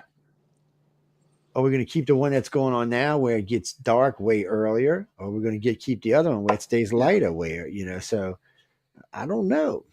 I mean, I don't really like it getting dark at 5 o'clock. No, I definitely don't like that. At least if we were another time, it would be getting dark at 6. I could deal with that. But, because, in the summertime, it don't get dark down here almost 9 o'clock. So I'm kind of like, no, this is bullshit. It's, what's that, Jimmy? Oh, yeah, it was 10 pounds. Yeah. On a Stranger Tides, I believe is what the book is called. Yeah, On Stranger Tides. That's the one book that was made into the movie. Yeah. Pirates of the Caribbean. It created a franchise. Yeah, he had a hard time with that. Yeah, they gave him a bunch of shit. They didn't give him credit in the beginning. It's it's Hollywood though. They do that. Any chance Hollywood can get around something and save themselves some money, they're going to do it. That's just who the beast is. And then they go and spend $100,000 on a premiere shutting down Hollywood Boulevard, and it's just crazy to be able to kowtow to the big name actors that they've got, so they can then stroke their egos. Right. But I think we're going to see a lot of changing in a lot of stuff. One, I think Hollywood has outlived its usefulness because you're starting to see more and more movies made in New Orleans, a lot of them being made in Atlanta. Matter of fact, I listened to Governor Newsom just recently. He was encouraging everybody. They were trying to get. That's your risk.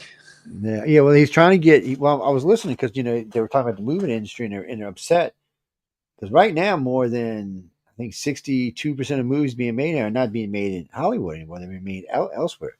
And they're not even a lot of being made in Canada, and so it's New Zealand, Australia, Bollywood.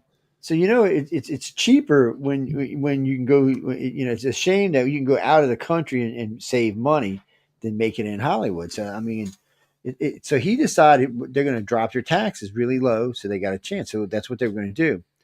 And then he looked at New Orleans taxes, so they would be about even what New Orleans charges. They couldn't even come close to what Atlanta did. That's how Atlanta got the hub. Atlanta basically said, you don't have to pay taxes here. We'll make money in other ways off of y'all. So like with the hub, they don't need a tax money off the hub because they make a fortune off of people coming and going, off of taxi cabs, off of food, all kind of stuff. Same thing with Hollywood. All those people have to have somewhere to stay. They all got to eat. They all got to get around. So Atlanta is a different kind of city. They don't need to tax their businesses out of existence. So that's why they get them. And they just raised the minimum wage $22.50 for people in the hospitalities industry, getting ready for all the people coming. It's just it's criminally insane, and they wonder why it's so expensive to live here in California. Who can afford to pay $22.50 unless you raise the price of everything? So now all the prices. So watch now. There's going to be an exemption for California. Because Trump and them want to get rid of paying for anybody and getting tips to not have to pay taxes. Yeah. But if you're going to make $20 an hour plus tips, I don't know. They're going to probably want taxes then. They're going to be like, wait a minute now, that's making it good. I mean, because you figure $20 an hour plus tips, you're making $30-40 an hour. Oh yeah, you should be paying taxes on that. So I don't know how that's going to work out, but we'll see. What's that, Clara? Yeah, we'll see how all that goes. Writersthefuture.com. Yeah, it tells you everything you need to know right there on the website. Oh, excuse me. No, really, everything you need to know is right there on the website. Yeah, it's a one-stop shop because there you can find entering the contest, writer or illustrator. We have the free online workshop. We have the podcast. We have a forum, a writer's forum that you can join for free, or you can just go there and lurk around and just see what's happening in there. It's won best forum for the last 3 years. Then we've got all the 41 years or last 40 years of the history of Writers Future. You can see, and then you can also see the whole ceremonies. You can go there and click on the links and watch them, and then you can see all the cool judges, past that and was present, Helen writers and Morehouse from. illustrators. She wrote Helen Morehouse from somewhere in Maine. I imagine it's pretty damn cold. Hello, Helen. She just wanted to know what the rules were because she wanted to know what she could write is what she wanted to know because I told her she was. So if you go to enter writer contest, it has like what the rules are. There's like 7 or 8 of them that just breaks it down what can write, what can't. And no AI people. Yeah, we don't accept AI stories or art, and we do check over that. Yes, they do. So you need. What was that, Jack? The chat's going to air. It's going to probably start airing after this show, maybe at 8. I don't know. We haven't made up our mind 100% yet. I got to talk with Jay about it, but it will be back on air. Yes, I know. Well, people keep asking me about it. Well, it was just something we threw together. We were only going to do it once a month. Yeah, we just initially put it together to have a place that we could all just chit chat about in general stuff, not focused topics or anything, just chit chat. I should have named it chit chat. It probably would have been better. Maybe it might have had a better. No, it's just called the chat because that's what it is. It's just chatting. Oh, a lot of people call in, a lot of people write in. A couple people even joined us in the room. They asked if they could come join us in the room. Well, I think it's because on that particular show, we must have crossed 15 topics, 16 topics. Yes, and they were all interesting topics. Well, it's just how it's going to be. Mm-hmm. And it'll have variant host. Yeah, like News on the Flip Side does. It'll have variant host. It won't always have the same host. Well, I'll be there most of the time, but I do travel some, so, Well, that's like this show, John could host if I wasn't here. And Jay could host the other one if for some reason I was traveling. But usually the way my things are set up, even when I'm doing lectures, unless I have something scheduled at the time of the show, I still do the show from wherever I'm at. Yeah, it doesn't matter. As long as I got my laptop with me or even my pad, I can do the show. I can even do it on my phone if I want to, but I just don't like to. Yeah, that's the whole point. Well, John was on air with us when he was in Germany just recently. Yeah. It's not like the old days where you had to get all this fancy equipment and spend all these millions of dollars and go to these production stations. It's we can do quality productions anywhere in the world now. Anyway, don't matter where are you. As long as you got an internet connection, or if you've got a sat phone, we can do you anywhere in the world. I do own a sat phone. I do. I never use it because it's outrageously expensive.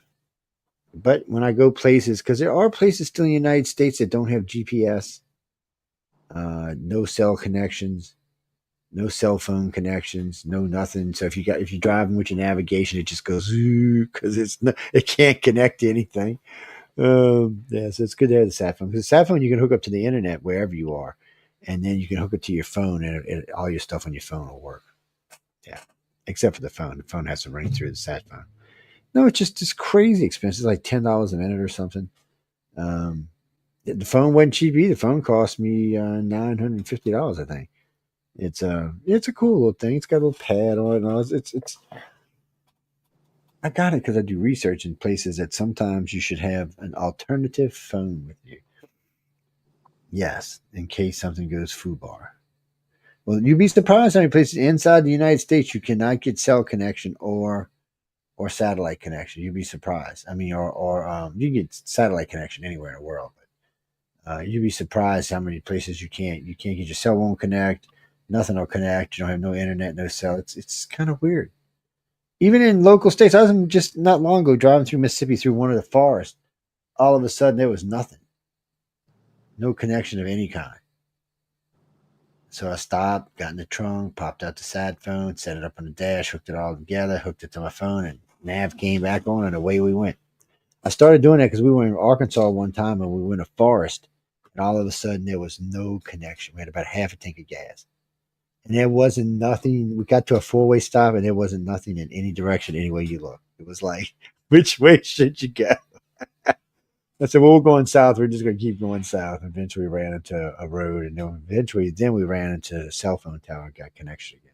After about an hour and 40 minutes of driving, yeah. We were down to about a little less than a quarter of a tank when we finally got cell service. Yeah, well, and then when you get stuck in the middle of nowhere without a phone, I mean, come on. It's crazy stuff.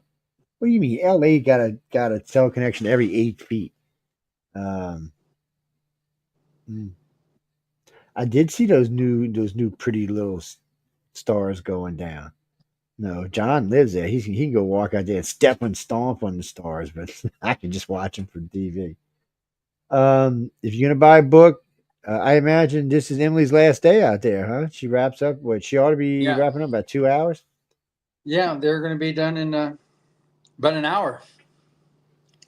So they've been really rocking it. They had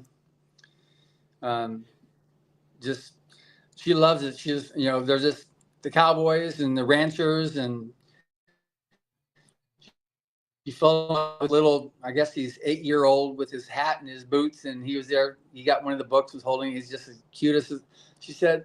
Oh, he's so cute. And he's got a book. His dad came up and paid for it. And so she totally loves whenever I'm pretty much set. So whenever a little baby comes by, she's out of there. She's over there with, talking to him and giving a bookmark. And if there's a baby crying, she's just like over there. She's going to do everything she can to get him to stop crying and just get their attention on something there. And she just loves that. But, no, today is day 10, so it's been a long run. I'm very anxious for her to get home. Yes. Bruce, go put your Elvis impersonator gear on, walk over there and say, Miss Emily, how you doing? My name's Bruce, and I came here to buy 50 books. And then when she gets them all together, say psych, and then leave. Ooh, that would be bad. Don't tell her I sent you. Hell no, don't tell her I sent you. That would come back on you, Joe. No, you can't. No, Joe, you can't tell her I sent you. No, that's part of the thing, man. You can't tell her. I already know it now. No, shh. China, he's gonna give you trouble. No, have you gone? I mean, I know you live right there in downtown Vegas, so yeah, he has a permanent they're in top floor, South Hall Convention Center. Yeah, he's got a permanent room at the Lexor. And it's their daddy bought like four rooms. I didn't know you could buy rooms in a hotel like that. Yeah, because I know they'll stinking rich. That's why. Yeah, well, that's because they stankin' ass rich. That's why. Have him buy a Kindle. Suggest he gets a Kindle. Go to Galaxy Press and buy a Kindle and say, okay, I'm getting it because Emily and Sarah said to get it. That way they get it. That's right. Go over there. Go over there. Go and buy something. Yeah, they're great. Well, imagine you got an hour. Stories. Oh, you got to get dressed. Oh, whatever. You're a big sissy. Yeah, they've already bought they've sold like 1,200 books already so far. They what's that? What do you mean you don't read books? I know you don't, but your kids and your wife does. I know because I know them. She sent me a picture of Dennis Quaid walked by this morning, and she said Dennis Quaid came by and looked at all the books, and he bought all of them. And then she said, "Just kidding," but he came and looked at them and smiled and picked up the books and looked at them and then kept on going. Yeah, just being interested, seeing who's there. No, Jamie, we only got about 4 minutes. Why? What do you got? No, John's not an actual author. John's the boss. He's president of Galaxy Press. Yes, he's the big kahuna. No, I don't write. No, you just missed the author. That was Tim Powers. He was on. Yeah, on Stranger Tides. He was just here a few minutes ago. We were supposed to have Dean Wesley. I'm not exactly sure what happened to him. John and I talked to him. He probably just got the time zone screwed up. Yeah. Yeah, well, he's behind us in time. Sarah May, we have no guys in here tonight. What's going on? No, I don't. I'm not minding. I'm just asking. You'd have to ask John. I have no. I could not give you. And John and I have talked about this before. And not just John, myself, and many authors and illustrators. I can't. It's hard for me to pick out a single book or a single song or a single movie or even a single TV series that I consider to be my most favorite. Not that I have favorites, but it's my most. I don't know if there's such a thing for me. Don might have an overall favorite, but I just as long as it's sci-fi, I'm probably okay. When I was young, if it was westerns, it was okay. But I mean, I definitely enjoy one book I really enjoy a lot, which is Battlefield Earth. I've talked about that before. It's a really good science fiction book written by Owen Hubbard. The book is much better than the movie. Many weeks on New York Times. But interesting enough, there's just an article that just came out on 26 best movies, or they're like the fifth element in Star Wars. I mean, Battlefield Earth is #1 in terms of fan favorite. So it was like, you got the media can be like just totally nasty. And so they'll do that. And then you've got the trolls on the internet that like to be nasty. But you take a look at people. I find it more and more when I go to conventions that someone says, well, I actually enjoyed the movie.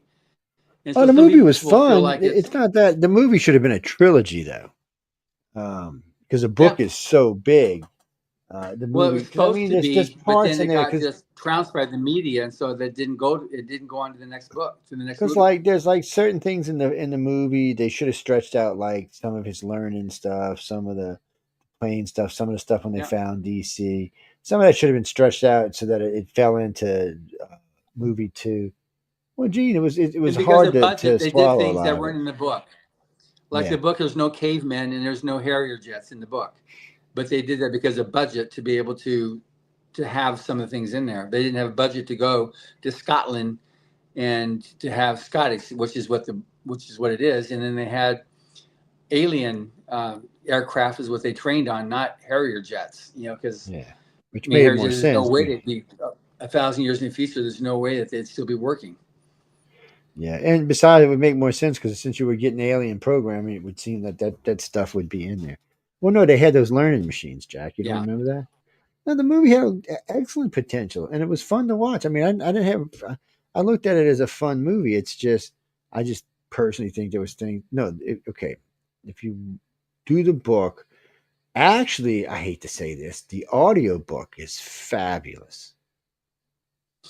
So the Anubis Gates, it won every major audiobook award. Well, it's because it's the book, not the movie. It's all well, you know what? Actually, it's going to play in a couple of days.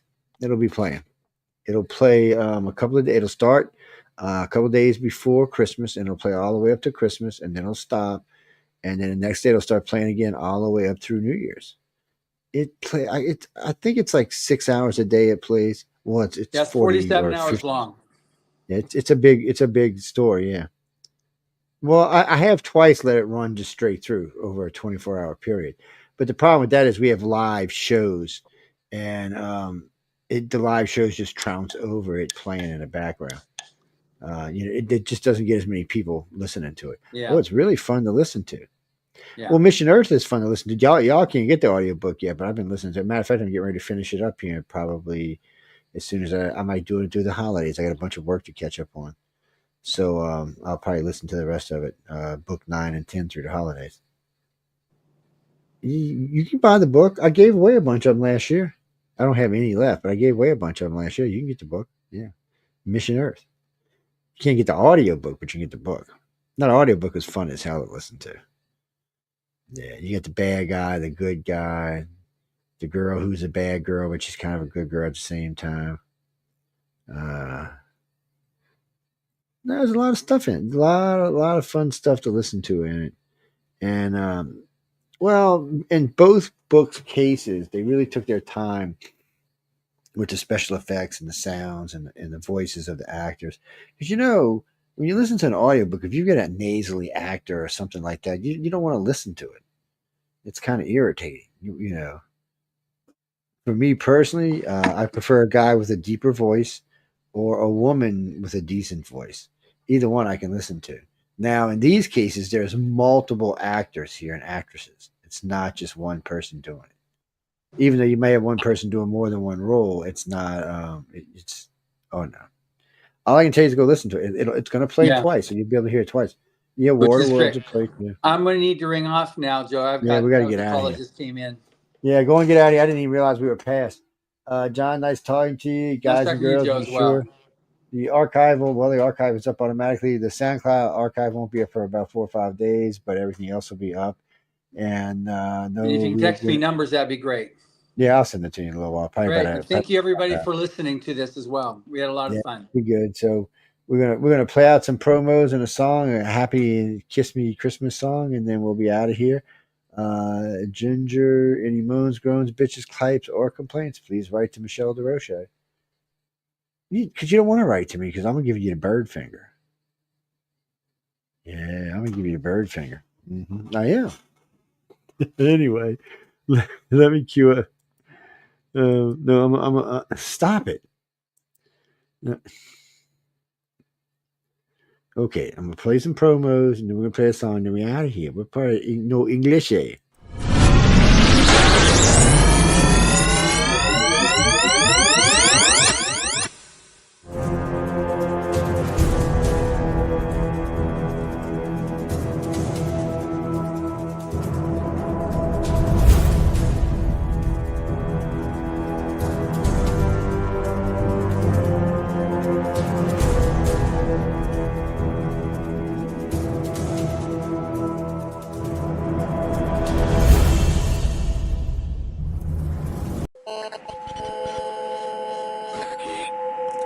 What's out there?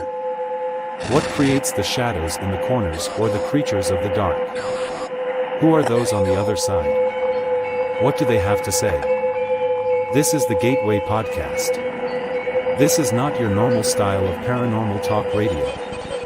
Brought to you live from United Public Radio Network, 107.7 FM New Orleans. Hi, I'm Brittany Ashley, your host of Breaking Norms Building Dreams, your guide through this transformative journey in both business and life. This is your place crafted for dreamers, doers, or anyone who has been told they can't. Get ready as we challenge those narratives together. You're tuning in live to the United Public Radio Network, airing on 105.3 and 107.7 FM in New Orleans.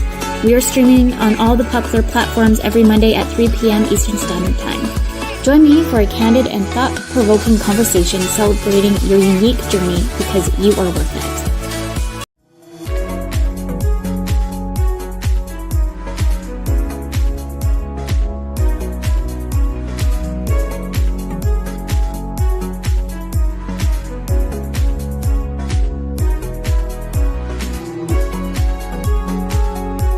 Welcome to Negotiating Happiness, the show that helps you find happiness, success, and balance in your work and life. I'm Adriana Fiestro, your host for this journey into entrepreneurship and personal growth.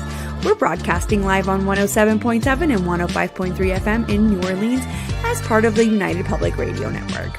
We explore the latest strategies, insights, and stories from successful entrepreneurs and experts. From managing stress to building a thriving business, we've got you covered.